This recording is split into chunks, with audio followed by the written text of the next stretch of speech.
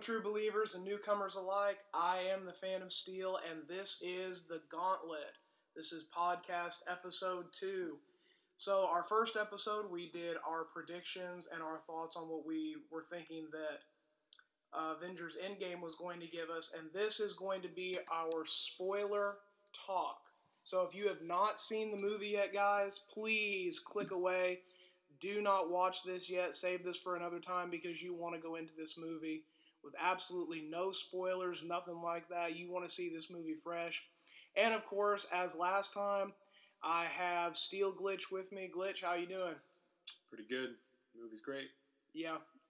And I've got a newcomer with us. We've got Zthepirategirl. How you doing? What's up, y'all?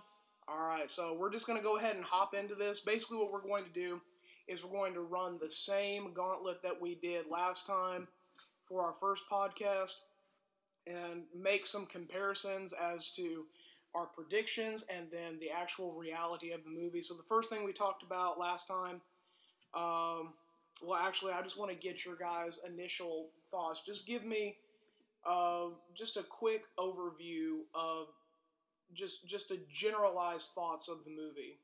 So, Glitch, you want to go first? Sure.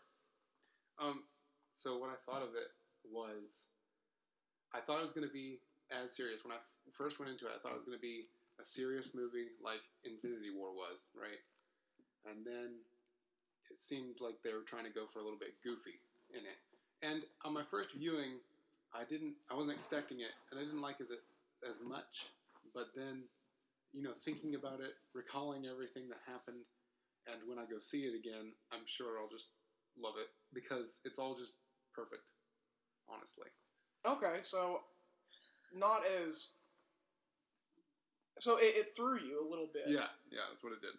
Okay, I mean, and that's something that we recognize a lot, that the Russo brothers are constantly subverting expectations. And we had heard them say that was going to happen from the beginning, but I don't really think everybody thought that they knew what was going to be happening in this movie, and no one did. No, I guarantee you no one predicted this movie to the fullest. So, Z, what's your thoughts on it? I didn't watch any of the trailers because I just try to avoid that with movies I'm really looking forward to, so I built it up completely different in my head, and then the very beginning was... It was kind of like the beginning of Infinity War. Stuff happens that just completely shocks you, and then I was just like, my jaw was hanging for the rest of the movie. And so that's kind of what happened at the beginning of this one. Those first 15, 20 minutes, I was like, is that really how this is going to go down? And it wasn't until you got to like the last hour and a half that I was like, okay, this is more how I anticipated it to be. But it was nothing like I expected, honestly. Man, you're talking about that last hour. That last hour is nutty.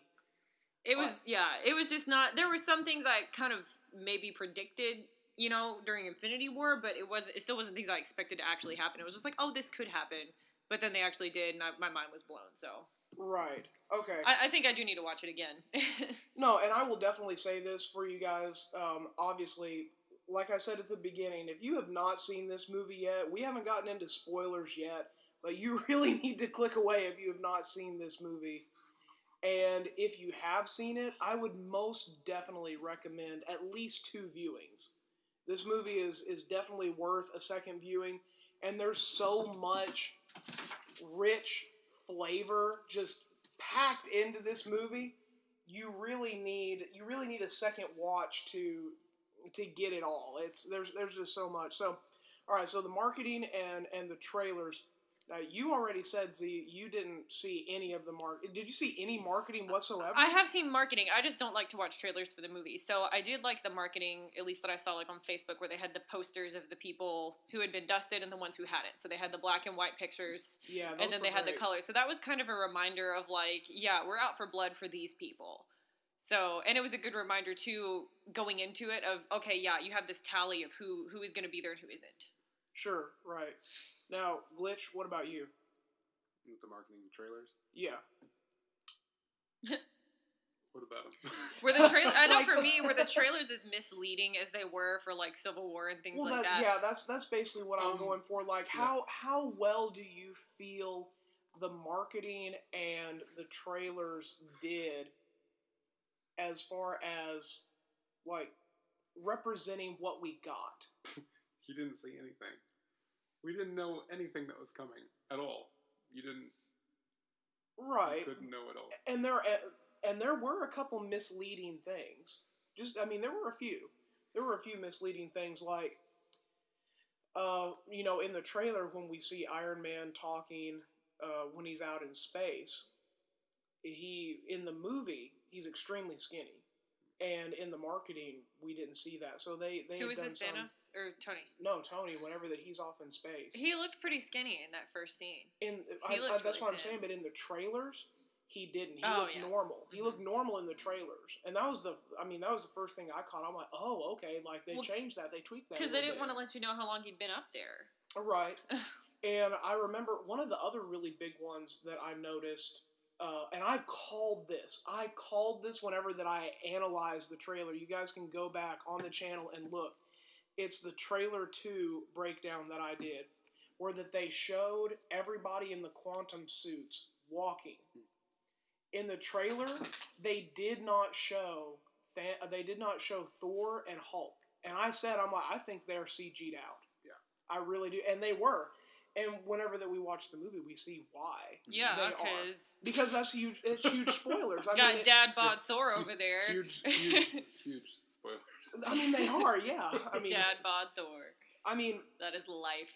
So it made cosplayers everywhere rejoice. I can be Thor for Halloween. Everyone can now be Thor. It's just, which Thor are you? But we had that, and then we have Professor Hulk, too. And so it made sense why they didn't do that. And even that scene where Rocket and Hulk are going to talk to Thor, we saw that really small clip in the trailer because we saw Rocket opening the door.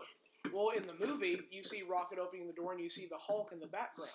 That was CG'd out. So they did some small stuff, but it all felt...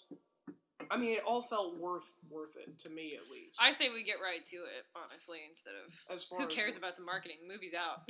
Well, yeah, but talking about just how it impacted us. Yeah. As far as the marketing and the trailers are given to set your expectations, and so there have been several movies that have come out where that the marketing has been misleading. Well, that's what they're gonna do, because if they show, like you said, they have to CG stuff out, because otherwise it's gonna show too much. Right. So they're gonna be misleading. Well, yeah, a little bit. But here's what I'll say about the marketing. I won't say I don't think it was really misleading. No, and that's what it did was it set our expectations for more serious. They showed the serious stuff of the movie, and so that's why I had expectations for Infinity War type movie. Yeah, we got that just like in the very first scene of the movie. We got exactly that, all serious, just like Infinity War, but then it very quickly moved on to become its own movie. Own right. It did get a little. There were a few more jokes and stuff that were handed out later in the film. There needed to be, though, because it was so serious, and we all had these expectations. Even if you didn't see, I didn't see any of the trailers, and I still had this expectation. All right, everybody's out for blood. This is going to be a serious whatever, and I think it needed the humor to kind of lighten the mood a little bit. It did, and it never got to the point of like Thor Ragnarok for me, where I felt like they were getting too slapstick, too funny, gratuitous, and that was one of the problems I had with that movie, but. And not even so much with Marvel movies, but we have seen other movies. And the biggest example to me is War for the Planet of the Apes. I don't know if either of you have seen that, but the trailers and the marketing for that movie are so misleading as far as what the actual movie that you get. It's totally different. And the movie that you get is actually a good movie, but if you watch the trailers and then you go watch it, it's very shell shock. So I'm glad they didn't do that. I am glad that they didn't spoil anything for us, and they didn't show us too much, because while there were a couple scenes from later in the movie, the majority of what we saw really was from the first 20 minutes of the movie in the marketing. But so, all right, we talked about our box office predictions, and I know I had said like 3.1 million for the domestic total. Well, I don't remember what did you say, Glitch, as far as what you thought this was going to make domestic? Do you remember? I think it was close to 3. It was you It was were over close. you It were was over close. 3, but I think it was like 3.2. I might have said 3.5. I think it was. Okay. I think it was 3 to 3.2, and then I know. Mississippi King, he was like 3.8 or yeah, something yeah, ridiculous. the King, he had all of his super high. I wasn't in on it last week. I was thinking around 3 though. But either way, this movie has done crazy, stupid good. Now we talked about the fact that this movie had a lot going for it, but it also had a lot going against it. It had crazy super hype. It's been building for 11 years. That's all going for it. But it's also movies. Yes, 22 movies, 11 years. But this is the 22nd movie. Yeah. But still, this is a 3-hour movie. And but I know the previews that did scare some people. I know it scared a couple people. I feel like they scaled back on the previews because I got to the theater. I had a 7 o'clock showing. I got there a little early. Had to wait around in line for my snacks. We got in there at like 7:08, and the movie started. So they cut back, on the usually the lights will go down when they get to like the serious previews. They have like the pre-previews and then like the previews. That's when the lights go down. The lights went down. The movie started. Right. So I feel like they cut Madison Square. Yeah, not the same story for me. Yeah, I feel like they cut back on the previews so they could fit in some more showings and kind of keep the mask. Because I was, they open up with this scene with Hawkeye, and I was like, is this like a thing for a Hawkeye movie or is the movie starting? Like, I'm really confused.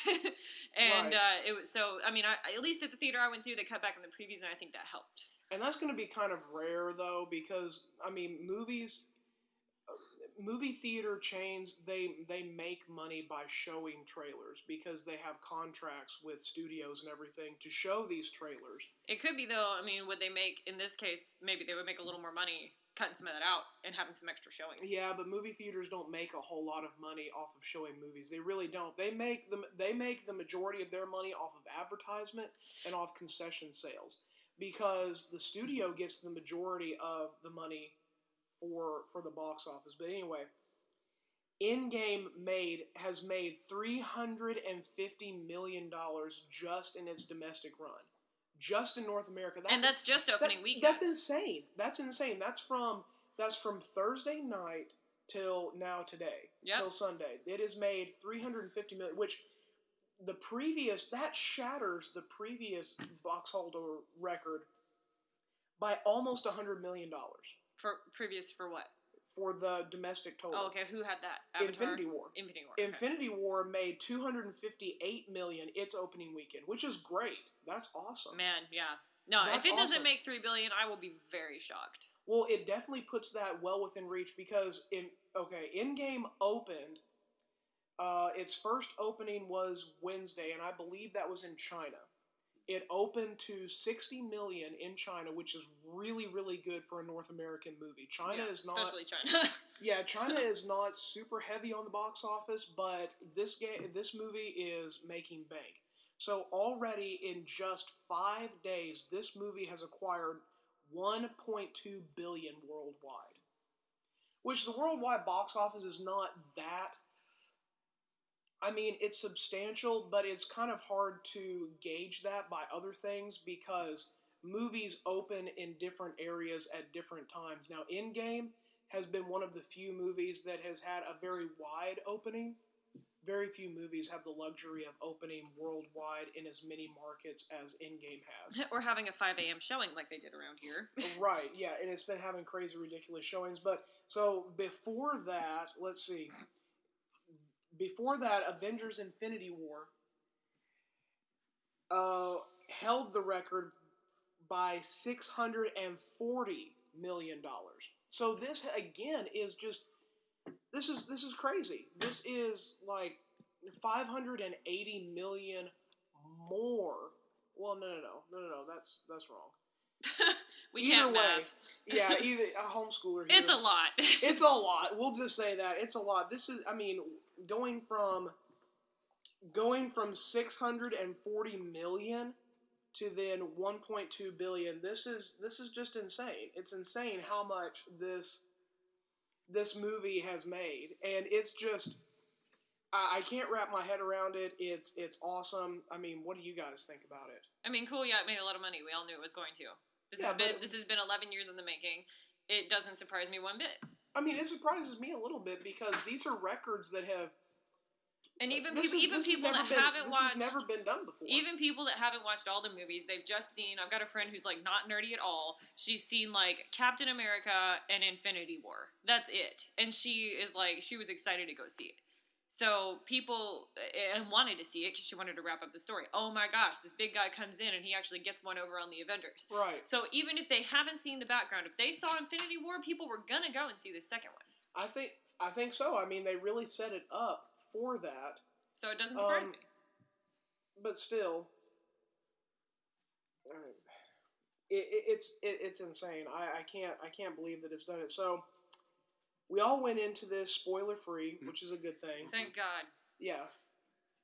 Did you not? Okay, well, I found something that wasn't really a spoiler. Not really for the movie. Okay. But it was something I would have rather figured out on my own. So how did it impact your viewing then? What was it? Well, you know, one of the biggest things that Marvel fans do is they don't leave when the credits start. They sit there and wait. Right. It's part of the excitement of being in a Marvel movie, is waiting for the end credit scene. Okay. And yes, I would have been even more sad to have waited there and not seen anything. So you found out that there was found out that there was no end credit scene. Okay. And for the rest of the day, I deleted Instagram. Yes.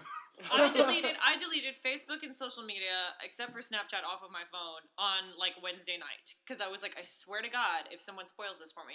Because I also went into it with the knowledge that there was no end credit scene, thanks to Yes, I told you it that. would have It would have still been nice, like he said, to kind of find it out on my own. But I also went in with one more spoiler. It wasn't really a spoiler, but I would have been like, who the heck is that otherwise? It was the kid that Iron Man has that interaction with in the little shed. Yeah, Harley. I did Iron Man 3. have the tip off that he was going to make an appearance, and he does. And I'm kind of glad for that, because otherwise I would have been like, who's that random teenager? We don't know who he is. Well, and I thought about that, but and it took because it wasn't 100% clear who that was. It took me a minute when I saw him, but then I thought about it and I was like, oh, I realized I recognized who he was. Now, see, I would have rather been in y'all's boat. See, I had not heard that there was no end credit scene. I would have liked to have known that, because I sat there like an idiot and watched the whole thing. Now, okay, I will say this. While there is no end credit scene, there is the signatures and everything of the original Avengers, but at the end of the credits there is a sound bit. Yes, I did notice that. There is a sound bit when the hammering from the Marvel during the Marvel logo, which has been confirmed to be a sound clip from Iron Man 1 when he is making the suit in the cave. Yeah. Which I thought was a cool homage, and I mean also just kind of preluding to the fact that, Marvel Studios is not done. Oh yeah, This is not over. It's just the end of this thing that we've invested it is the 11 end of years into. It is the end of an era, that's for sure. And we lost two characters that are very dear to us. We did. Well, one of them was at replaced. least more than two, but at least two. We lost three. We lost three, technically. I mean, technically more than that, but I'm just talking about the two that we weren't expecting. But about spoilers, we are more lucky than others. A lot more. Oh yes. Such as my friend. Yeah. Who was scrolling through YouTube and saw a certain character's name and death scene in the title. Yeah, the Tony Stark death scene. Yes. Oh. That's awful. Oh, I would hate that. I would be so upset if that happened. That's their own fault. Well, as soon as you hear that spoilers have leaked, stay off the internet. Stay off the internet. You do have to, but at the same time, it would be nice if the trolls didn't exist, but they do. They have no life of their own. But the one thing that this movie making so much money has really shown me is that right now, at this point, the Marvel fan base is the strongest and most vital fan base in the world right now. And that's saying something when you've got a world with Star Wars active. Oh, yeah. And Star Wars has an even deeper history Star Wars has than a huge Marvel history. because of its original movies back in the 80s. We like it, and our parents like it, possibly even their parents, depending, and then, people even younger than us. So this has got, 2, 3, 4 generations of people liking it, and then, you've got Marvel, which is totally different. Yeah, which, Marvel has the comics, but... It doesn't have as long of a standing. Yeah, but when you're talking about just sheer movies... Yeah, because that has drawn in people who were never comic book nerds or interested in that to begin with. Because comic book movies did not start... Comic book movies did not start taking off until the 90s. The late 90s. Get over here. Because we had... And they weren't good either. No, well, some of them were good because that's when we started getting the first X-Men movie. And that's when we started getting, Blade was one of the first ones. They didn't really start getting, good, though, and, No. not cheesy chintzy until Iron Man came out, honestly. That was one of the best That's ones. 2008. That wasn't, cheesy and cheap. Well, we had two very iconic superhero movies come out in 2008, being Iron Man and The Dark Knight. And while The Dark Knight... And both of those, totally different, extremely views, different. But both extremely good movies. And even then, I still think, and I'm, a huge Dark Knight series fan, but I still think Iron Man kind of tops it. They nailed it with everything about it. I have complaints about The Dark Knight. I don't have any complaints about Iron Man. They nailed it with the casting. See, they I've nailed got some it with complaints about Iron Man. They nailed it with the casting. Christian Bale. They did. Not your best choice for Batman. No, he's not. Robert Downey Jr. though, he is Iron Man. He is. He is. And it's funny whenever you think that Tom Cruise almost got the part. Oh, jeez. the only reason why he didn't was he had previous contracts going on. Thank the Lord. But, Oh, we're lucky. And I think Tom Cruise would have been an interesting choice, but it was a perfect storm because Robert Downey Jr. needed Iron Man. He needed that, yeah, because that really helped his reputation. And had it been someone like Tom Cruise, we would not have had this long of a stretch of a character. No. We just wouldn't have.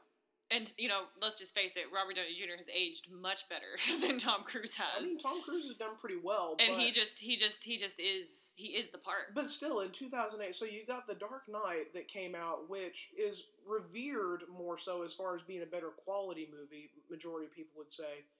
But Iron Man was more impactful. Yeah. Because it started a legacy. And I don't think they even... I mean, they might have known how far it was going to go, but I don't think they even knew to what extent. Well, they had plans. Yes. You set up plans, but right. but those are always tentative plans. Exactly. I don't think they knew to what extent this was going to go and how successful it was going to be. No. And the same year, you had the Incredible Hulk that came out, and that did not do as well. I like it. I think it's a good movie, but it is, you have to admit, it's the black sheep of the Marvel universe. It's a lot more forgettable. It's a little bit, well, it's been forgettable because people have kind of pushed it off to the side. It's a good movie, though. I mean, it's not perfect. Has it got, what's his name? Ruffalo? Yeah. No, that's Edward Norton that plays in so it's that whole, No, it's a good movie. It's a good movie. It is, but, and they have confirmed, they have said that the Abomination is actually in prison at the Raft. So they don't deny it completely, but I don't think they'll ever really do anything with it. But speaking of legacies, Stan Lee. Oh, man. His cameo. What a good cameo. What do you think? Glitch, what's your thought? I mean, I thought it was a little fast. Here's the thing. It was quick. It was very quick. Yes, I was hoping for a little bit more, but I didn't understand it completely. I didn't follow. Yeah, we'll get into that here in a minute. What it meant, and I didn't know until you told me. Right, and that was a deep, sweaty cut. So, if you guys have seen the movie, you see that the cameo does, like you said, it comes up really quick. So quick. It's very quick. We see after the Iron Man and Steve Rogers have decided that they are going to go back into the past to 1970. We see a car driving along the road. Now, they zoom in on the bumper sticker, and the bumper sticker says, "Nuff said." And then we cut to Stan Lee and him say, "Make love, not war." Kind of funny. Really great. It's a good cameo. When we saw it, everybody started clapping as soon as it came up for my first viewing. And that was really cool. But what really drove it home for me was when I saw it the second time and I thought about the bumper sticker, "Nuff said." Because I didn't really catch it the first time, but that second time I was like, that is a callback to to really, in my opinion, and you guys will know this because when I did my tribute video to him when he passed away last year, I said that my favorite cameo he's ever done was from Spider-Man 3. And in that scene, Tobey Maguire as Spider-Man is standing there, and Stan Lee walks up to him and he says, "You know what? I guess one man really can make a difference." Yeah. Enough said. And so, and that's a lot of people's favorite and cameos. Because he's talking about himself, even though he would probably never even admit that, because he just seemed like such a humble person. Because Spider-Man in particular has made such an impact on so many kids. Oh and yeah, people's we talked about that last podcast. Yeah, and so yeah, I thought that was really cool. And see, I didn't even catch the fact because it just pulls up that they're in whatever in 1970. I originally go into that thinking it was some sort of a Guardians of the Galaxy reference, because they have, his dad was in the older time or whatever. Yeah, and so that's what I was thinking it was. So I didn't pay a lot of attention to that bumper sticker. I was like, oh, cool, 70s. Yeah, we're going to see Ego again. And then they pulled up Stan Lee, and then I was like, oh, okay. And then they, pan over to the whatever and stuff. Like we said, it's super quick. It's one of his fastest cameos. Yeah, I wasn't a huge fan of that, but I also think it was kind of a good way to end it. The bumper sticker made a great one. And honestly, if it hadn't have been for the bumper sticker, I think I would have been maybe just a little bit disappointed because I was expecting so much. But that bumper sticker just saying so little while saying so much, because it is existential. Yeah. And just giving a tribute to Stan Lee, who has done so much for the comic book world. I mean, he is the father of fandom. He created this whole thing.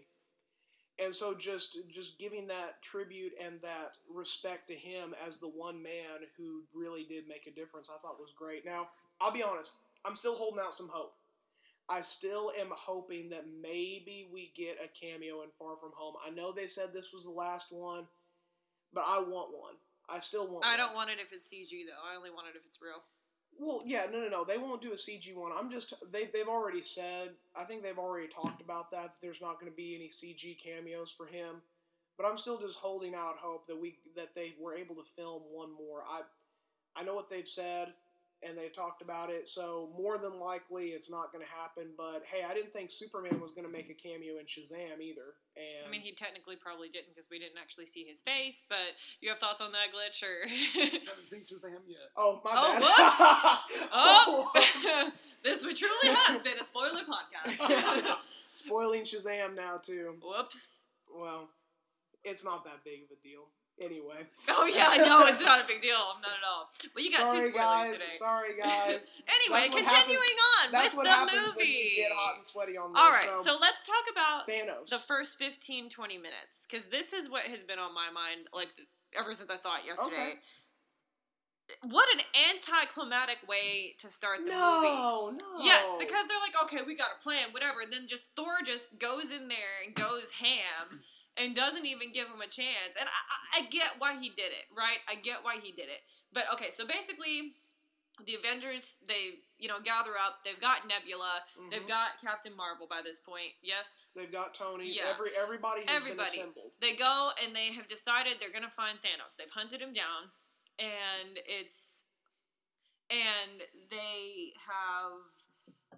they go to his planet, and they're like, and Captain Marvel's like, yeah, there's like no defenses whatsoever. And so they just barge into his little retirement hut, and they all sort of converge on him, and they're trying to figure out where the Infinity Stones are. And he's like, oh, the Infinity Stones destroyed the Infinity Stones. And he says that they're all turned to dust, basically. And, they're like, he's lying. And Nebula goes, my father is a lot of things, but he's not a liar. And then Thor just goes ham, and he decapitates him. Right. Okay, this is in the first 15 minutes. And I'm like, this is not how Thanos dies. Okay, I've got my thoughts on this, Glitch. What are your thoughts on the first 50? Do you feel that it's anticlimactic? I didn't think so. It was quick. It was quick. It was expected. Very quickly. I expected that whole thing. It's like when Loki died, though. That's out of nowhere fast. That's even what I said. Like I said whenever we were talking about this, that was what was going to happen. They were going to have that whole scene, and then it was going to just be them going down to the planet, and they were going to find Thanos there, picking... And it happened exactly like I said. They're going to find him going through the grain, and there he is, picking fruit. Because that's very from the comics. That's exactly what happened in the comics. Same thing, he just went and he retired. He finished what he wanted to do. Yeah, I mean, it was just, like I said, it's just quick, but I was fine with it. It was, I expected that to happen. I mean, it was just a letdown for him to die that way, that fast. And they're like, fast forward 5 years. And I'm just like, what? Well, that's one way to look at it. I mean, if you want to look at it, one way is that the first 15, 20 minutes of Endgame is really just fully fleshing out and concluding the story from Infinity War. Yeah, I feel like that's what they did in Infinity War at the beginning. They were kind of finishing up what happened at the end of Ragnarok. A little bit, but yeah. The reason why that I liked it is because of that. Because when you see that, and Rocket turns over the gauntlet, and he sees that the stones are gone. Man, that was a lot. And they kill Thanos. I went for the head. I mean, when they do that, it's just when they ended that way, it felt good to me. I felt at ease because it was like, okay, they're not just going to do some quick fix undoing of the events that happened in Infinity War. No, that was the only concern I had going into Endgame, was that it was going to undo all the greatness that we saw in Infinity War, and they didn't. All of them kind of seemed surprised that he did that. Like, bruh. So, do you think that they intended to like get a little more information out of him before he died, or do you think that was just? Thor had a trigger finger, and they were just like, "Oh, okay." I mean, I don't think they wanted anything more out of Thanos. I think they were just kind of surprised that Thor would be that violent. I'm not. I mean, you see him on the spaceship with Rocket in Infinity War, and he's just like. But the Avengers have never seen that side of him. No, they've never seen the warmonger that Thor really is. And okay, so since we're talking about Thanos, his role. Now, I remember. Now, King told me this when we talked about it. And of course, he's not here, but he said that when we did the predictions, that he thought that Thanos would have about 45 minutes in Endgame, and that's about right. Yeah, it was about that. That's about right, and we all kind of agreed on that Thanos would have a semi good sized role.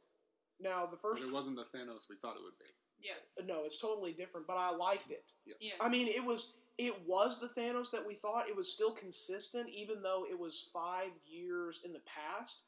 He was still just as consistent as he was before. Oh, I mean, totally, 100% the same. If anything, he felt more cruel. All of the characters that they brought back were like, because he was pissed off. He was pissed off. His daughter betrayed him, and, then he's like, okay, you think you done foiled me. All right, I'm going to come back and I'm going to show you. And I mean, how many characters... He says it himself. Nothing I do is ever personal, but now, I'm going to smush you.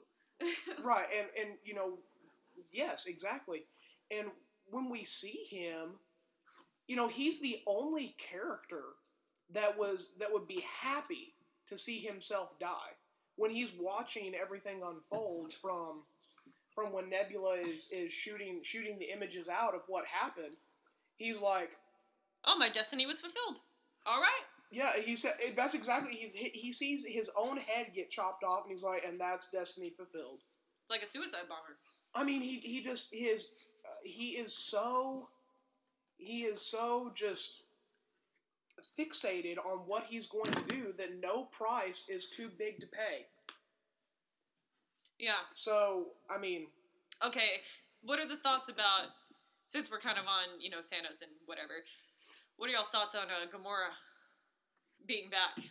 Well, I mean, she's back, but she's not really back. It's not the Gamora we know, but Gamora's still back. And that's what I said. when we talked about fixing the snap. But she's still back. When we were talking about fixing the snap, that was another thing I said I did not want them to do. I did not want for them to undo the deaths that were not a part of the snap. And they didn't. I mean, Loki is still dead. Loki still ended up dying. They didn't bring him back. Gamora is still dead. And, of course, Sorry, this is not a funny moment. We have a dog roaming around, y'all. And he was drinking out of the toilet, so. Anyway, so we're, but yes. All right, can we get back on topic? Anyway. Continue. Oh, boy. Loki, of course, is dead still, thankfully. Vision is dead. Gamora is dead. All of those that died pre-snap, they're dead. And they stayed dead. It was interesting, though, that they did leave 2014 Gamora in 2019. It was an interesting choice. Yeah. I don't know. I think that'll play more into the Guardians of the Galaxy Volume 3 that we get, because we see right there at the end that Quill he has that searching thing up for Gamora. He's looking for her. So that'll be interesting to see what they end up doing with that. I don't know. What do you think about that? I don't know. I just want to say, King was wrong. About what? He was so wrong. Yeah, he was. Gamora's gonna come back, Gamora's gonna come back, and she's gonna kill Thanos. That was his biggest. No. That was his biggest prediction. I was thinking that the entire time. He put everything, and you know what? I had to sit through the movie with that man the first time, and every time there was a mention of Gamora, the man went hysterical. He was like, Gamora! He was so. Yeah, I was sitting there watching something, and they showed. Now she did play a bigger role than I thought she was. I saw it building into a little bit bigger role than I even thought it would be. You know, I was like, oh no! I swear if he's right, because I was like.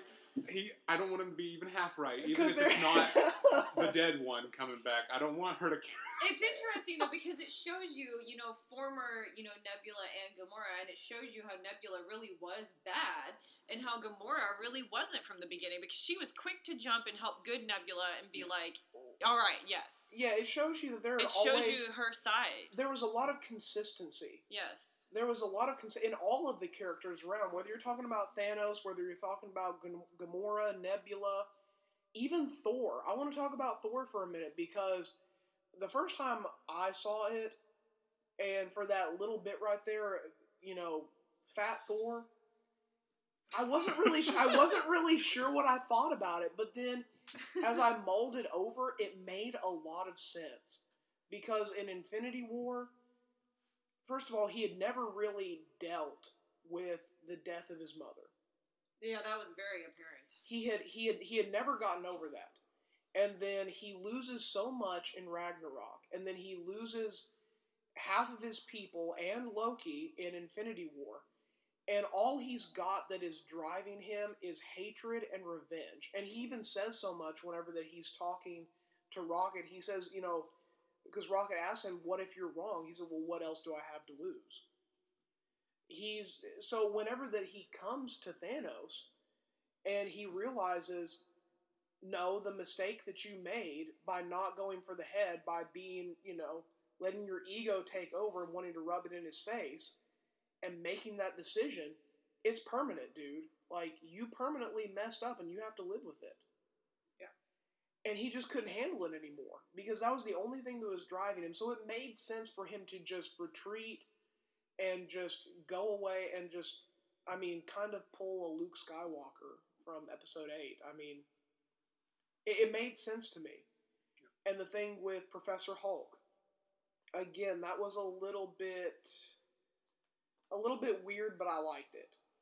Because we got, with Thor, we got a full progression, and we got him coming back and coming into himself, having that wonderful conversation with his mom. That was great. I like kind of that he broke down, because, it's kind of like a Hunger Games reference. Even the strongest among us can basically be taken down a peg. Well, yeah. And it shows that, because Thor is... No one's immune. Thor always... He kind of has the Captain America attitude, the I don't cuss and I'm innocent and this and that. And, he's also really strong, and he's shown how powerful he is. And, he's very, I guess, moral, because, he's worthy with Mjolnir and stuff like that. Right. But he's went through so much And he's got so much emotion and everything go on. When you see him and they open up, like, as soon as they opened the door, I was like, okay, he's probably it's gonna, like, smell. And they were like, oh, man, something died in here and all that. But I did not expect Dad Bod Thor. I mean, if you and think I just think that it humanized him. It did. He's a god, and it humanized him. Well, I mean, they're aliens. They're not. Well, yes, but, God of thunder. You know what I mean. I mean, Thor has really, out of all of the characters, Thor has lost the most. Yeah. Even Iron Man hasn't lost as much as he had, or Captain America. Iron Man didn't lose squat. None of them. I mean, Tom Holland, but he's gone. He's still got pepper. He's gone through some loss and stuff, but yes, he's always had something anchoring him. Thor got to a place where that he just had all he had was himself. There was nothing there anymore. So we saw that going through, and again with Hulk, I really liked that. At first, it was a little. I expected it, but I didn't expect it. Like I knew there was going to be something with him. But I could not prepare myself for that. It was. He's also, Thor has the dad bod, and Hulk has the dad attitude with his little dad sweater. And oh yeah, you can take a picture with me, and this and that. I just don't like that they kind of left off him and Natasha just kind of open ended. Because even when Natasha, has her demise. I wanted to see Hulk do more too. I will say that was one thing. I wanted to see him fighting more. I wanted to see more emotion from him. Yeah, he got a little sad on his face. Kind of pointless because he said he wanted Hulk's strength with his own brain, right? He wanted the Hulk's brawn, but he doesn't use it. He doesn't use it. We go back to the first Avengers. He's just sitting there. Kick over it was funny. I mean, it was funny, but it was funny, but I still get to see him using any of that. Yeah, you don't. They don't really focus on it. We saw just a little bit right there at the end, and of course at the end fight. But yeah, they just left open him and Natasha. He threw a bench. He got a little sad on his face, and that was it. And I was like, "What happened? Did you guys just like part ways?" And then 5 years later, okay, well here's Nerdy Hulk. I mean, Captain America. Captain America, I felt like showed more emotion at Natasha's death because he actually cried. Yeah, Hawkeye showed more emotion at it. He literally fought for it. Well, he did. I mean, they've been close friends the whole time. About that scene. No. We gotta talk about that scene. Who did y'all really, when you first started seeing it and you realized what has to happen? Because, of course, they had no idea. Yeah. Who did y'all really want to die? I didn't want either of them to die. But, I mean, I know, but you obviously had to pick one. So who did you want it to be? I mean, I guess it would have to be Black Widow. Why? Because I wanted to see Hawkeye be redeemed by getting his family back. Yeah. So. But she did have that burden those 5 years. She was the one who was consistently. She's like, if I go away, this goes away, or whatever it was she said. She had to keep fighting the fight, basically. But at the same time, Hawkeye. If I don't do it, who will? Yeah, Hawkeye went nutso. Well, he did, but at least Thor turned to beer, Okay, so you can make an argument that Thor and Hawkeye both lost the most, and they both had the most change. But because they had lost the most, that change felt worthwhile. So, okay, when we fix the snap, the biggest thing to me that I really enjoyed about it, one, I loved that moment between Thor and Iron Man. Where that Thor is begging Iron Man to let him fix it.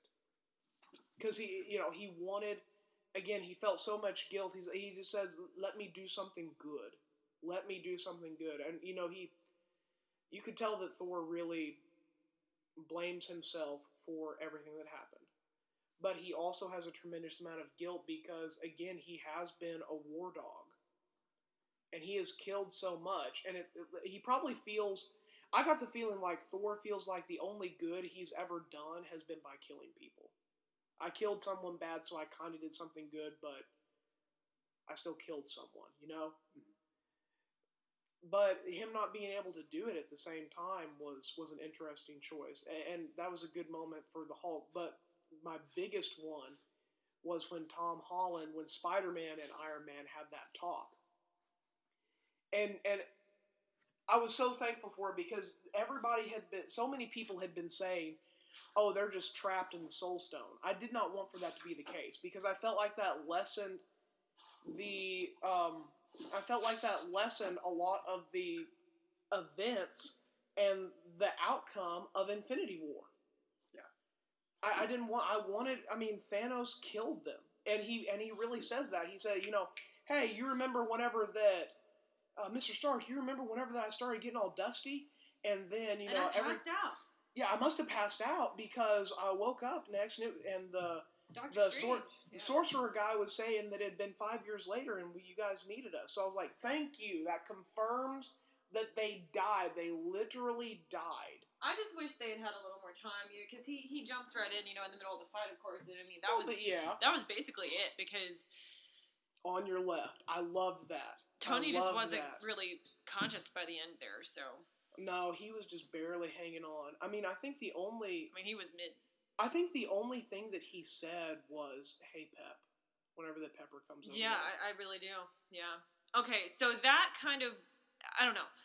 I predicted. I know I wasn't in on this podcast last week, but when I saw Infinity War, Iron Man is talking to Doctor Strange, and he's talking about all the possible outcomes, and he's like, "There's 14 million yada yada, but there's only one where we win, basically." Right. And he's talking directly to Tony, and when he has that interaction with Tony, specific, I was like, there is a good shot that Tony is going to die or get severely hurt. Tony is going to be an integral part in whatever that one outcome has to be. Right. And I knew that, and I suspected he had to die. I also suspected that he was going to die when Captain America didn't die in Civil War like he does in the comics. Well, so I was like, if they haven't killed Captain America off, whatever. But the entire time in Endgame, I was kind of going back and forth. I was like, it might be Cap, it might be Iron Man, it might be Cap, it might be Iron Man. It's going to be one of them because there are two, fan favorites. And when Cap was fighting Thanos, and can we talk about him picking up Mjolnir? Oh, yes. Oh, my That goodness. was so awesome. Oh, man. Thor, Iron Man, and Captain America all converge upon Thanos. What a great fight. Those three versus Thanos. He's sitting there waiting because he sent Nebula to find...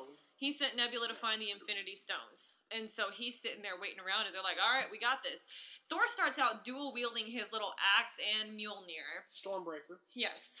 And he ends up losing Mjolnir at one point, and Thanos, too similar. Thanos has, got him on the ground, whatever, about to stomp on him. About to, again, so many mirror imaging in this movie from Infinity War and Endgame. Yes. And I think it's cool because, remember, this is 2014 Thanos. Yes. Going up against Thor. That he hasn't really... And he doesn't go for the head either. He goes for the chest, doing the exact same thing that Thor did to Thanos. Yes. So they both, Thanos and Thor, they both have huge egos. And then all of a sudden you see the hammer, it's picked up, and it. Captain America is able to fully wield Mjolnir, and he kicks butt with Thanos. He's got Mjolnir, and he's got his shield, and he's beating him down. And you really think he might have a chance at it, and then Thanos starts to make kind of a comeback. The shield is, shattered. There's, half of it left by this point. Yeah, he totally takes but off the that top, was everybody in the theater was cheering. Because it was amazing. It was. Such an amazing scene. Glitch, I know you got some thoughts on this. I wanted to mention, for anybody wondering why, I know I told you this, wondering why he couldn't lift Mjolnir before, I really love this theory.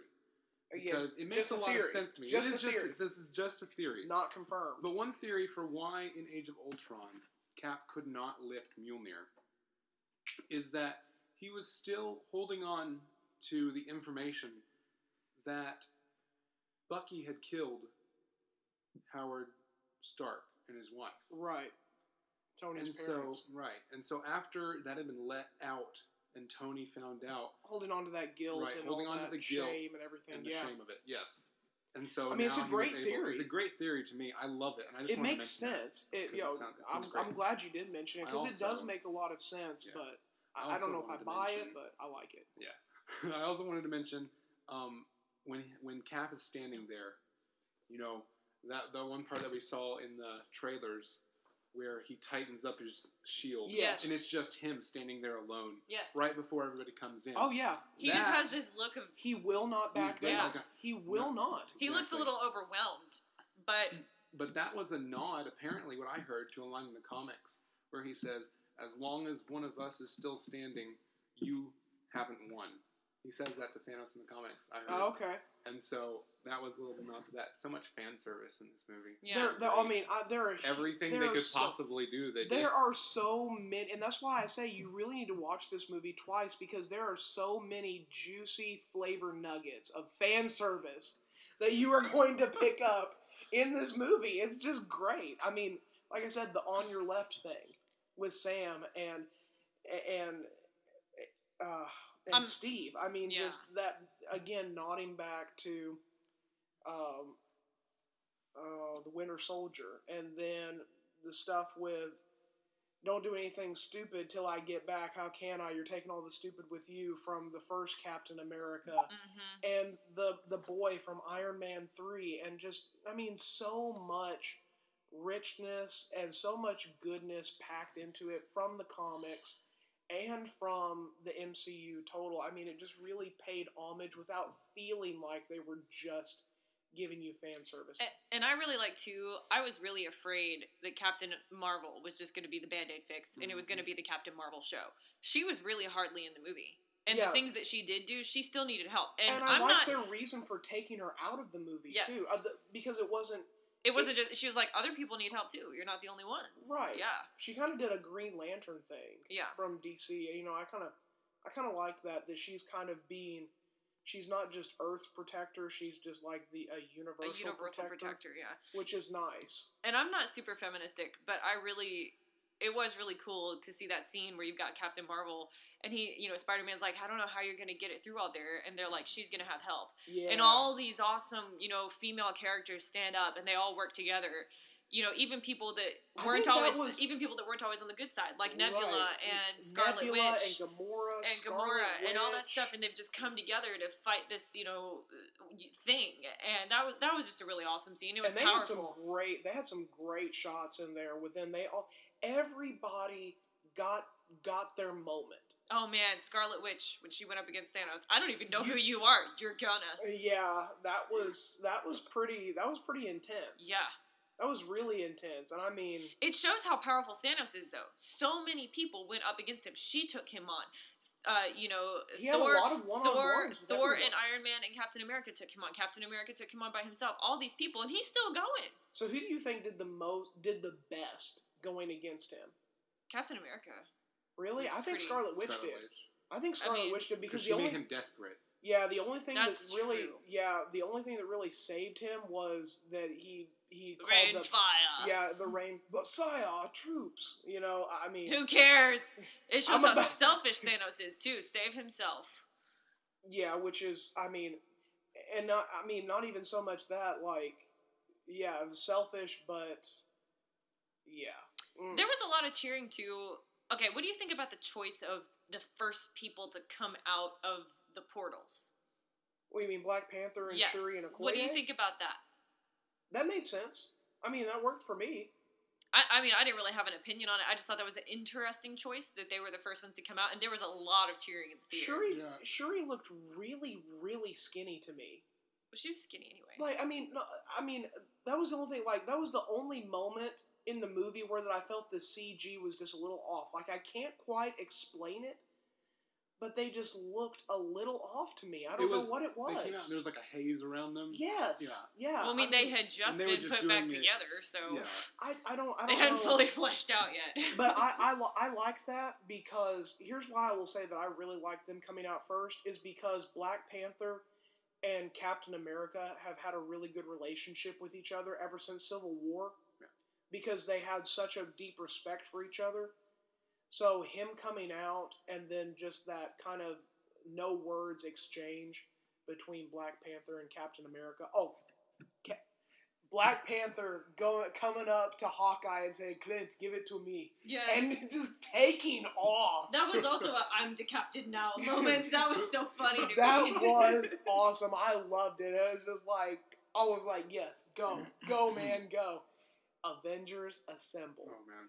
We've been waiting for that since... And he was pissed. Since the first Avengers. We've been waiting for that. Because everybody was like, oh, he didn't say Avengers Assemble. And then they had to tease it in Ultron. They teased it in Ultron. Avengers, and then cut to credits. Like, ah! I think I would have been a little bit upset if they hadn't have had us given us that. And there's the fan service again. Everything. But it felt earned and it didn't feel forced. Right. I mean, and then Giant Man knocking out one of those giant worm things. That was so. Every time every time I saw the movie, every time the entire theater would just go ooh. Anything he does like that, like the fact that he is successful at all is hilarious to me because he's just kind of this low life dorky guy. Someone peed my pants. He just managed to be lucky enough to have some skills. Yeah, so that was a lot for me because I was like, oh man, he actually like did something super helpful. I don't know if it was old me, or baby me, or just me, or just me. That was pretty funny. But again, you've got characters that work for that. Like Scott Lang, AntMan, he works for that. He fits that. Yeah. And Paul Rudd, again, just a wonderful just example of great choice. We needed AntMan. We needed AntMan to be there and give us that little bit of comic relief the whole time because it was so serious and life threatening, and we get one shot, and then you've got him out quantum leap, and stuff like that. So you talking about a time machine? No. It's more of a it's time machine. I know it sounds crazy, but I mean, just all of those great moments. Good. Spider-Man gave us some great comedic moments too, plus instant kill. What you guys think about instant kill? Oh my word! Having a huge fear of spiders, that suit freaks me out still, but it was pretty awesome that it was working. I mean, it still is imperfect though because he got converged upon. I got this. Oh wait, no, I don't got this. So it was effective, but he was just kind of letting the suit do the work. I think he still needed to do a little work there. Well, I mean, because he was just holding on to the gauntlet at that point. Do work.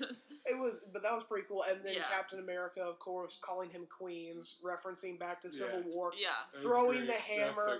Just, I mean, that, I don't know about you guys, but to me, that is the hands down best scene in any comic book movie I've ever seen. It felt like a mix of the Civil War airport scene and Ready Player One. I don't know if you guys. Yeah. I know you've seen Ready Player One. Yeah, I've seen the battle scene of it. Yeah. Yes, I mean just how cool, how grand in the scale. Yeah. And that's what I was just thinking. We've only seen that on the comic book pages so far. I mean, it makes everything. It's supposed to, but it makes everything look so small. Thinking back to that little circle around in the first Avengers movie, right? It makes it so small, but it's still good. It's still good, of course. It's great. It's great. But it's just so huge. We see that it's just been building, just the building blocks and everything. Because Civil War gave us a great scene at the airport, and then Infinity War we got the wonder. I mean, we got the back and forth between the war in Wakanda, and then we got that little bit with Thanos there and Doctor Strange and Iron Man and all that whole group there too. But then this one in Endgame was just, I mean, it was perfect. It was. And everybody got their moment. Yeah. War Machine's new armor. What did you guys think about War Machine's new armor? I just don't like that guy playing Rhodey. He's just full of himself, and I just am not a fan. So I don't have a lot of thoughts on him. I preferred the guy from Iron Man 1 more as Rhodey. Yeah. What's your thoughts on it? Tony! Really? You want more of that? I mean, I liked him.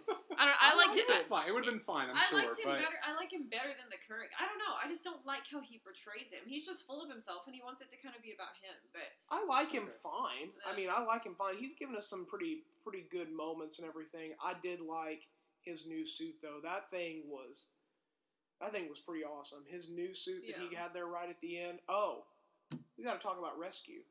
Pepper Potts as Rescue. Oh my gosh, that was amazing. And that little scene, just a few seconds, but that scene of Iron Man and her fighting together. Goodness. That was awesome. So, but I mean, you can go down the list of every single character, and you can pick out a moment in that movie where they were given something great, and just a wonderful, awesome scene. All of it.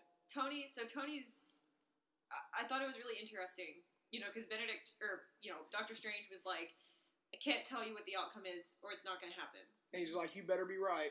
And I think that's partly due, I mean, yes, future stuff and don't mess with the space-time continuum, but also, you know, partly I think because of Tony's ego and losing, you know, what he already has.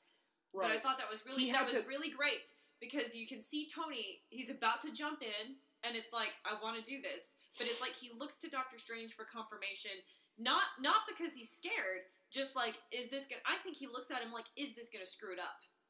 And then, you know, Doctor Strange raises up that finger. He raises up one finger. Like, we have one outcome, and that's it. And Tony jumps in. Well, and I think Doctor Strange knew that Tony needed to make that decision for himself. Yes, because otherwise, I think he was just selfish enough that he wouldn't have done it. Well, and you know what? I didn't blame him either.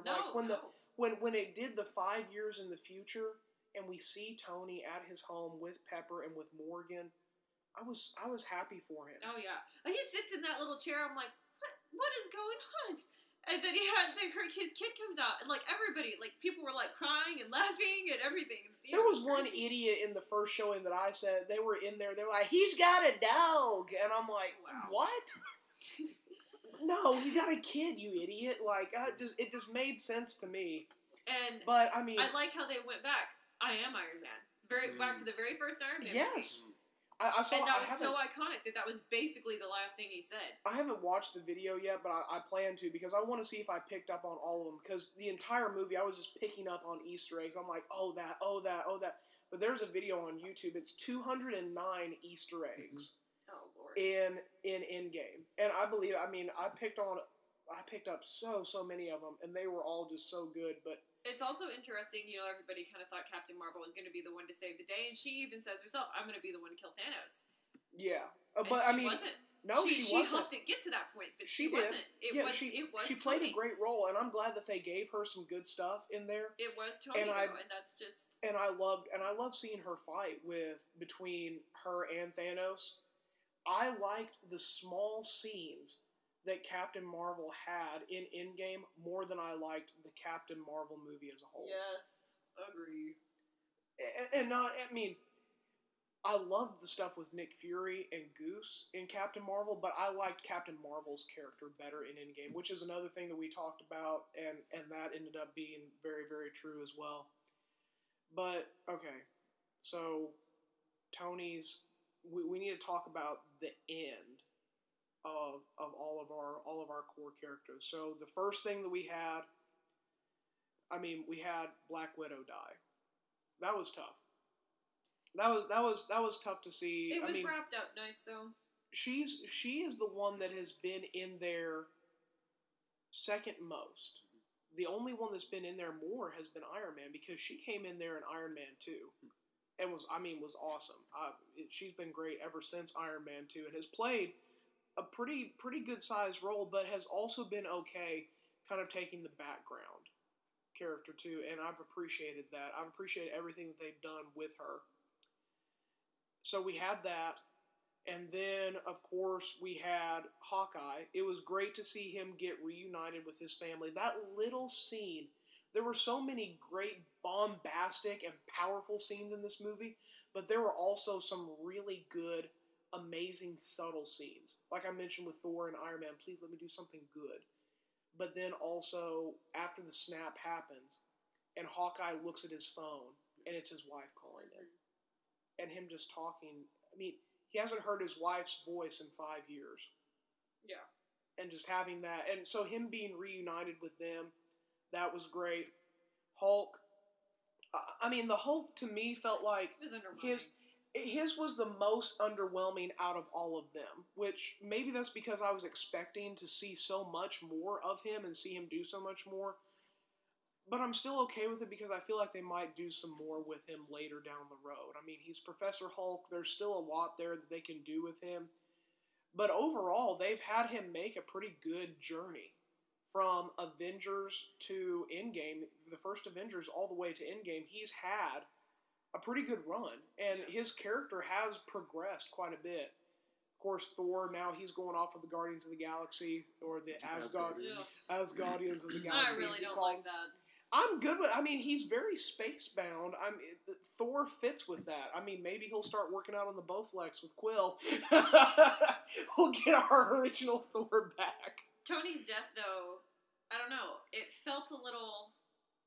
I mean, I get it. He wouldn't probably be able to say or do much after something like that happened, but it felt a little tiny bit anticlimactic. I mean, yes, you get. What do you say though? Like, what does he say? I don't know. It just. There wasn't a lot of which I mean that's how it would be. It would be fast, and he might not even have any closure. But it just didn't feel like there was any closure with him. I mean, I guess there was with him and Pepper because Pepper just kind of took care of it herself. But and he got moments with his dad earlier on. Yeah, he did. That was really great. I loved that awkward hug. Yeah. And they called him a beatnik. Yeah. Oh, and I mean Jarvis. We got to see where Jarvis came from too. Yeah. That was pretty cool because. In the comics and everything, Jarvis has always been the butler. Yeah. I mean, it wasn't until the MCU that they changed him to the AI. It was always a little bit more of a Bruce Wayne situation and Alfred. Yeah, and for fans of any TV shows, that was the guy that played Jarvis from Agent Carter. Right, which that's not a show I've watched, but you've told me about that. Seeing that, so that was great. Yeah. Okay, Captain America seeing her through the window. I cried a little bit at that because. You could just feel it. He cannot say anything to her. I wanted him to talk to her so bad. Yeah, I was saying, talk to her, please. But he can't. Because I wasn't expecting for them to do what they did with him at the end. Yes. So, but he couldn't say anything. And how hard is that? That's the love of his life. And he's been putting on this front, telling all these people to move on. He obviously hasn't. Well, and he even says that. We tell everybody to move on. And then, but not us. There's that. And then at the end, did he not look like Joe Biden? Old Captain America. Oh my goodness. Wow. No, we're not going into that. He did. He looked just like Joe Biden. Ruin it for me. He looks like Joe Biden. I was like, did they get Joe Biden to play him? Oh my goodness. Mr. Biden. I love that he did something for himself. I love that he did that. And you know what? I don't know. After seeing the entire movie and you look back, him seeing Peggy there in the 1970s probably had a lot to do with him making that decision. Definitely did, because I mean, otherwise I don't think you would have. Now, it was also weird because, I mean, in Civil War, he and Sharon kind of had a thing going on there, so... Yeah. So when Sharon comes around, after he stayed with... Speaking of old flames, oh no. We get to see Natalie Portman again. But was that really her, or did they just use like a scene from? I don't care. They still had the nerve to bring her back. How awful! I don't know. And of course, Jane and I, we aren't even dating anymore. Like I just thought that's how they were gonna leave it, but then for them to actually show her, I was like, what? I actually appreciated them saying that, having him say that we aren't dating anymore, just giving some closure to that, because we all know she's not coming back. I didn't want her to come back. Now, she said before that she would be willing to if they wanted her to, but I don't think they want her to. They just didn't work. The first two Thor movies weren't that great, in my opinion. I like them. And I think they good. were just a little ahead of their time. I think if they had done those like now, or like if they're in the past 4 or 5 years, they would have been better. Like Ragnarok was really good, in my opinion. A little too much on the jokes, but I mean, just the movie. Just set that aside. Just the movie as a whole was a lot better. Yeah, I mean, but at its core, Ragnarok is a buddy cop movie. At its Thor. Yes. At its Thor. At its core. The first two just weren't as good, and I just think it was, I mean, they just were ahead of the time. But yeah, I mean, yeah, I don't know. That was interesting. I do love that he got closure with his mom, and that she was just like, he's like, it's not. I wish we had more time. This was a gift. Accept it and whatever. Right. And okay, show of hands. Who thought that Mjolnir wasn't going to come back to him? How the heck is Thor still worthy? After all of that. He needed that, though. I got it! It's just like, yay! Want me hammer back? But and I think that really helped him and boosted his everything. Because you could see the look on his face. Yay! Yeah. I mean, who knows? Maybe that conversation with his mom really shifted his mentality a lot more than we think. Maybe if he had tried to call for Mjolnir before he talked with his mom, it wouldn't have come to him. Maybe that conversation had a bigger impact than we think. It might have. And okay, so we've talked about Black Widow, Hawkeye, Hulk, Thor. all right, so Captain America, his whole thing. I mean, I really share Sam's mentality. I'm just sad that I have to live in a world without Captain America. I know Sam Wilson is going to be Captain America now in a way, but it's going to be very different. And I like that they did that in the comics. I also liked that Sam and Bucky kind of had an exchange, a no-word exchange, where that Bucky's just like, yes, this needs to be you. Because Bucky has also been Captain America in the comics. So I like that Bucky was like, yes, okay, that needs to be. I think Sam is the right choice out of the two of them. Yeah. Bucky's a little too. I mean, yeah, he's kind of sorted himself out, but I still feel like he's a little too erratic. Well, and they in Wakanda they took care of all the mind problems that they had. So he's good now. He's all right. His personality, he's just a little more erratic. I thought it was also really cool to see Bucky and Rocket Raccoon again fighting side by side, just like they did in Infinity War. So many mirror images, but Captain America living out a life with Peggy. Yeah, that was awesome, and they showed it. They showed a little bit. Like they did. Snapshot. They showed them. They showed them dancing and everything. That was a good way to end it. Yeah, I was. Again, I really shared his sentiments of I'm happy for you. Like you really felt genuinely happy, but remorseful at the same time. Yeah, and I guess it's because we go into it. We knew that his contract was done. And so I didn't expect to see him again, and that's why I also kind of expected him to be the one to die. But I'm glad they did what they did. Yes. I never, there have been people talking about that. Like, what if he goes back and he has that dance with Peggy? And we never really. I guess we thought about it, or at least I did, in different context. Yeah. Like I never expected it to end that way. Yeah. But it was such a great ending to his journey, and of course, now we got to talk about Iron Man. Ugh. I guess I would be a lot less upset about it if he didn't have a kid. But I think that's why I'm less upset about it.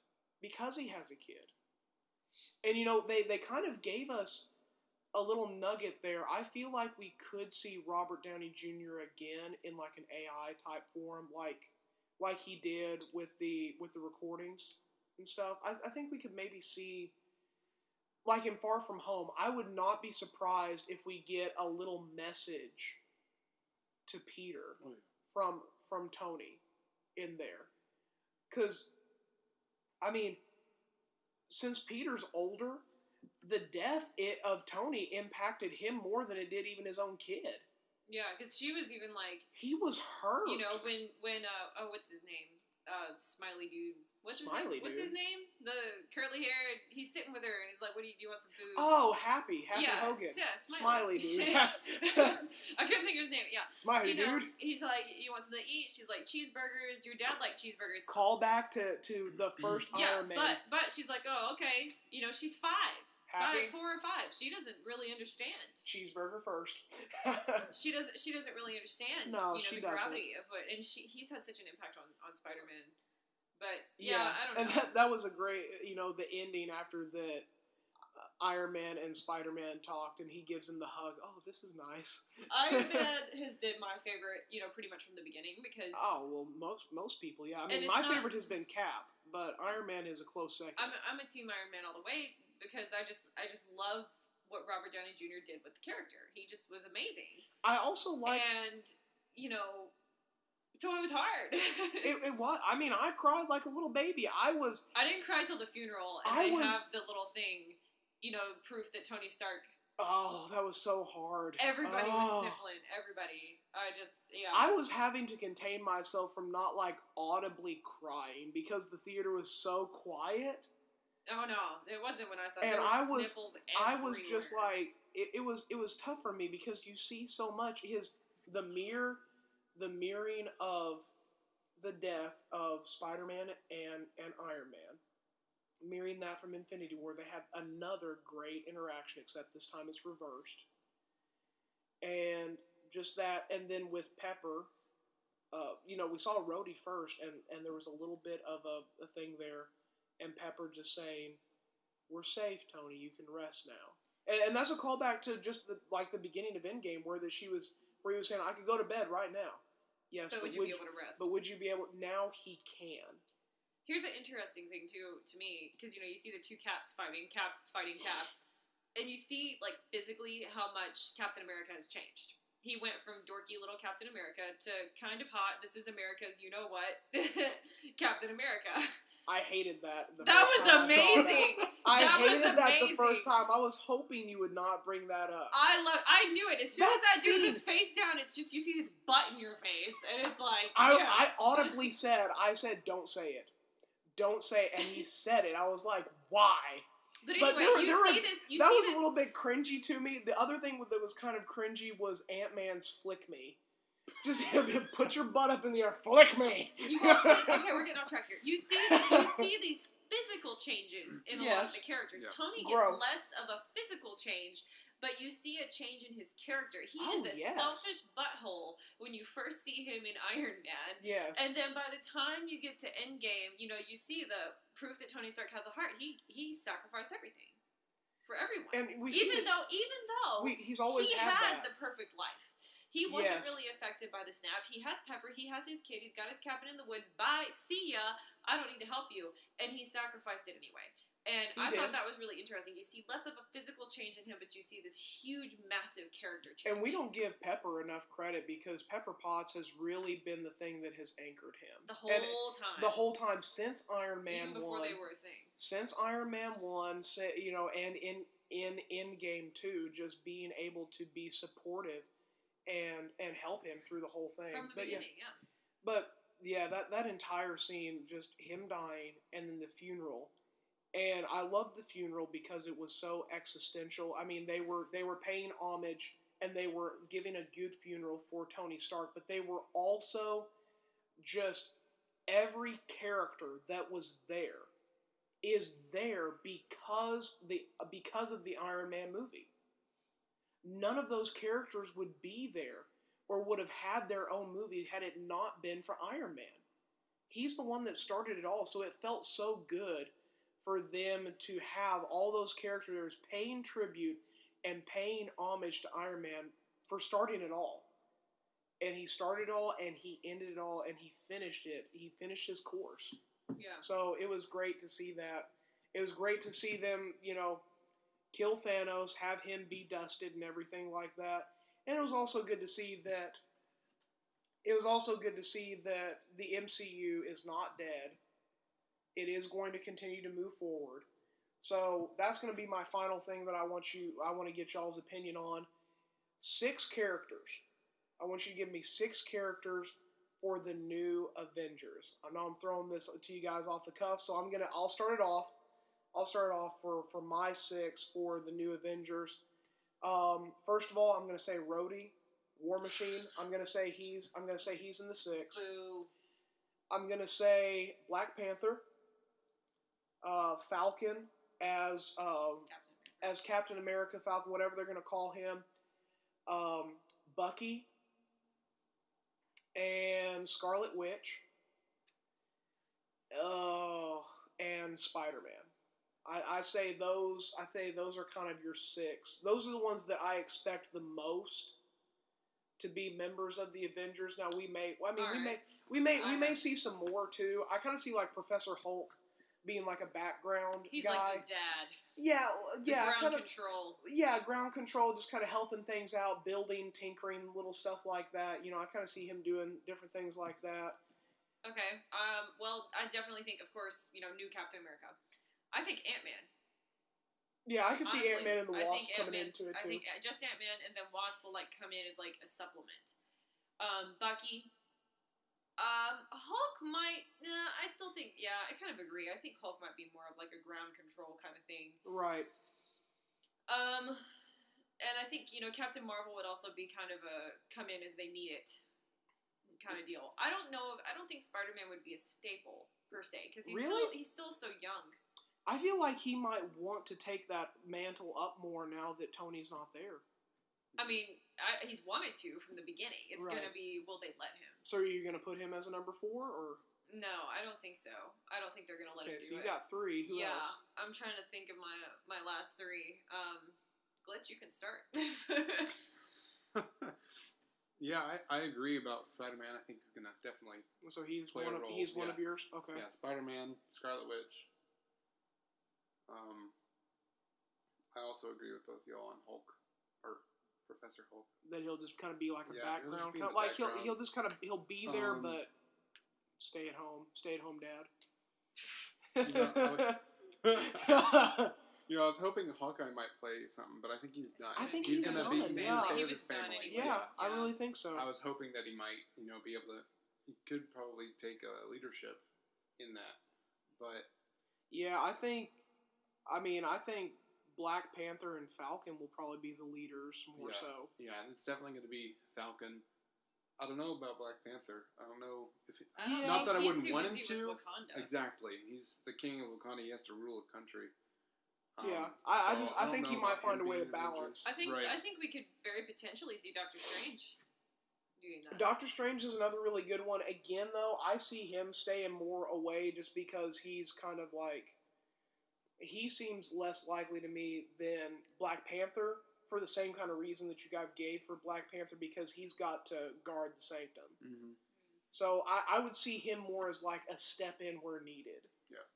Possibly, I mean, I guess Scarlet Witch, she doesn't have anything else to do, and she Yeah, doesn't I have mean- Vision, so she would make sense. Could you guys see them rebuilding Vision? Maybe. Yeah, I don't see Yeah. why they haven't yet. I mean, It could. it makes sense. I mean, it was strange for them not to even Well, I mean, acknowledge could they? him very much. Maybe. They don't have a stone. Yeah, they don't have a Yes, stone, but they did could say be a vision without a stone. Yes, but yeah, but they did say there was a lot there. I mean, if anybody could do it, Shuri maybe could. Shuri might be. An Avenger. are we gonna build Are we starting to build a young Avengers? We're gonna get. I mean, I don't know. Shuri. I don't Yeah. even know if they're going to rebuild the Avengers. They might not. Wanda as a little bit. I think they will. I think they will eventually. I think they're going to kind of do what they did before. I think we'll get some solo movies, and then we'll just kind of move forward from there, and we'll start having some team stuff. I don't think they'll call them the Avengers. I think the first movie that we get that's a team movie, I think we'll get the new Avengers. I think that's what they'll call it. Maybe. I don't know. But yeah. And I'm basing my choices based on the movies that we know that are coming out. So, I mean, they're doing a Scarlet Witch movie, aren't they? they're doing a series.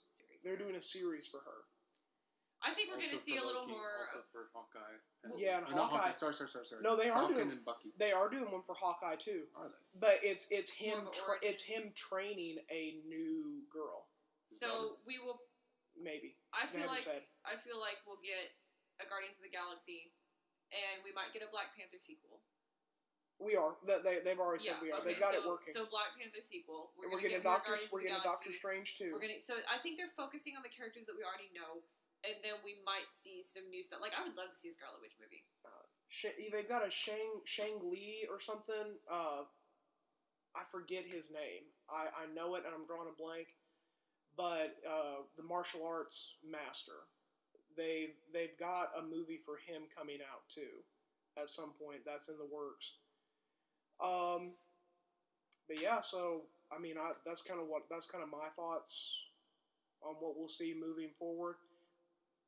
Last thing I want to leave you guys with is one of the things that I had a big question on is whenever that Captain America went to put the stones back, I would have loved to see what happened when he had to go to Vormir. Huh? Vormir. That's the second time I've mispronounced that in a podcast. Sorry, guys. Vormir. No. But what was that interaction like between him and the Red Skull when they see each other again? I would have loved to have seen that. That would have been really cool. I mean, maybe he didn't have to interact with the Red Skull to put it back. I mean, maybe not, but I don't see how you couldn't. It's his job. He's kind of like the greeter. Oh, sorry, we took your stone. I mean, he's kind of like the keeper of the stone. It's kind of interesting to me, though, that they give the stone back and they don't get back what they lost. But, I mean, like I said, it can't be undone. I mean, Gamora didn't come back. But they didn't put the stone back. He put the stone back, and he doesn't get anything in return. But the storm was destroyed. But he put it back. That's different. It's totally different. I don't know. I don't once it's been done, it can't be I know undone. we can't get off on this. We might have to do it another time, but I don't like how they've disrupted what we all know as time travel. I liked it. It made sense. That way they couldn't ruin the other movies. Well, but yes, but at the same time, it does make more sense to me, because if you are going to the past, once you get to the past, that is your present. The future that you came from is now your past. So you can't ever actually change the past. You can only affect the time that you are in. They essentially just took away the butterfly effect, which I think is interesting. They did. Because that's what we've known for years and years and years and years and years.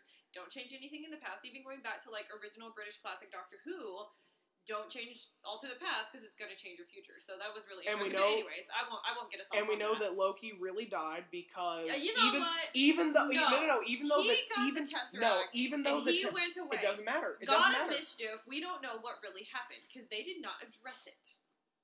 Maybe they'll address it in the series. But Loki's dead. Necklace he's snapped. not. He gets this look on his face. Oh, there's a Tesseract, and he takes it. We don't know what happened to Loki because they didn't see a body. Didn't see a body.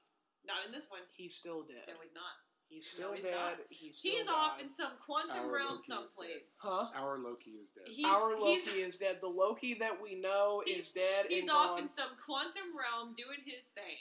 Oh, another thing that I didn't notice, Mississippi King brought this up, but whenever that Captain America goes to take back the stones, he takes Mjolnir with him.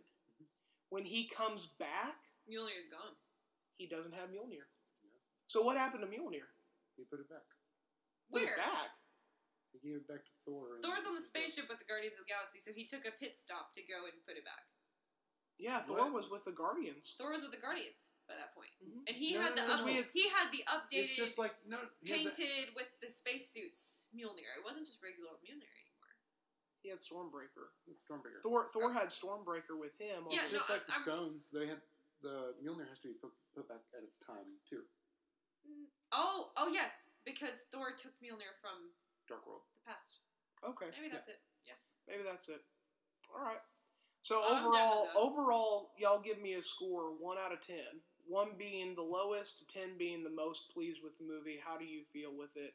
As far as the movie itself, how much you liked it, and how much it wrapped up the MCU? Probably a 9. I was relatively satisfied with how they wrapped things up. It wasn't what I had built up in my head for expectations for the movie. It was totally different. But, yeah, 9. Glitch?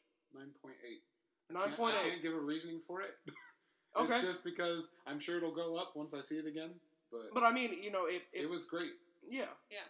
I mean, I felt like it was a great movie all around. I think it was well made, well done. And, I mean, I was extremely happy with it. And it didn't feel like 3 hours. And I did feel like, it was a good wrap-up. Although those first 2 hours are slower. Yes. But they mostly feel slower because that last hour is so fast. Yeah. I mean, the things they were doing were kind of slower. I mean, yes. He's sitting there in a counseling session. That's not fast. But we needed... Yeah. I mean, Infinity War had almost no character development or anything to it. It was all action. Yeah, I agree. We needed some time with those characters, especially since we ended up losing some of them too. Those character moments really paid off. So for me, yeah, I probably got to say like a 9.5. So I think we're all very, very well agreed with it. But yeah, I'll definitely say give it a second watch. If you've seen it a second time, give it a third watch. So it's very good. I'm glad that it's doing as well as it has, and I'm glad that we got a good payoff and a good send-off to so many of our beloved characters and also to Stan Lee, too. So, well, guys, that is going to wrap it up. Thank you for joining us today. Let us know in the comments section, if you're on YouTube, what did you think about Endgame? Did you like it? Did you like it as much as us? Did you catch some things that we missed? Let me know. And if you're watching this on the podcast, make sure you go and check out Fan of Steel. That's my channel on YouTube. We got some great stuff on there and some YouTube exclusive videos, whether they're topics or gameplays. I think you guys will really enjoy that.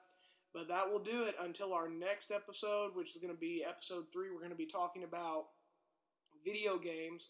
And we're going to be discussing the games that we're playing and the ones that we're most excited for. Everybody's going to be bringing something specific and to themselves of recommendations for y'all. So y'all check that out. I think you're really going to enjoy it. But that'll do it.